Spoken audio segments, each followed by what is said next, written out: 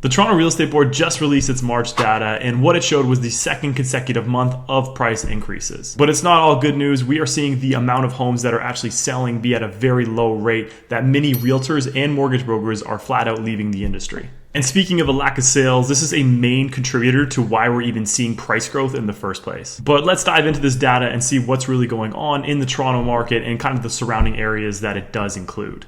Let's first start off with the benchmark price. And the benchmark price is just a home with the most popular set of features. In February, the benchmark price was $1,091,300. And in March, that jumped to $1,118,500. So that's basically a $27,000 increase month over month. Now let's look at the average price of a home in Toronto. Now in February, that number was $1,095,617. And in March, that jumped up to $1,108,600, nearly a $13,000 increase month over month. Another great metric to look at is months of inventory. Now, what does this mean? This means that if no more homes came to market, how long would it take for Toronto to actually run out of homes to sell? In February of this year, we saw months of inventory be 2.2 months, and in March, we saw a slight uptick to 2.3 months of inventory. Now, for those of you that don't know, this is a very low amount of inventory, only about 2 months, and we would see Toronto completely run out of inventory. And the last metric I want to look at is the sale price to list price ratio. So just how much is a home selling for versus how much the homeowner is listing it for.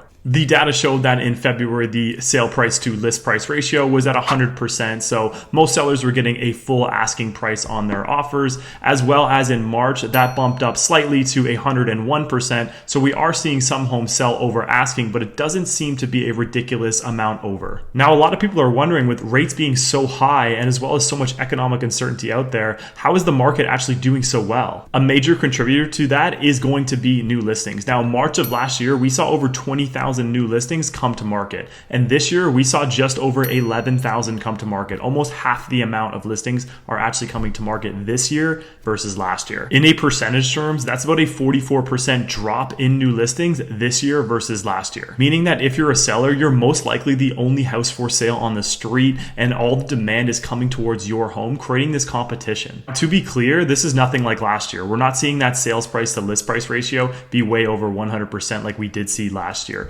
But what we are seeing is that demand is still out there, and that's far exceeding supply. So why is there a lack of new sales coming to market? Well, I've talked about this before, but there is not as many distressed sellers as I thought there would be, because banks are working with homeowners to extend that amortization and even add any unpaid interest to the original part of their loan. And even in the federal budget, they talked about people who are going to renew their mortgages and might not being able to afford it. They're going to provide relief for those people and help them stay in their homes. There are other factors as well, like even being a move-up buyer right now at these higher interest rates is not very enticing, as well as when there's economic uncertainty, a lot of people just like to sit on their hands and see where things go. Now, looking forward, the Bank of Canada will be having another rate announcement come April 12th. I think we will continue to see a pause given that inflation is trending downward. But if you guys do enjoy content like this, please consider liking and subscribing to the channel. My name is Cortez Ranieri. I'm a realtor here in the Oakville, Burlington, and Hamilton area. And if you want to have a chat about real estate with me, my email is down below in the description. I'd love to hear from you.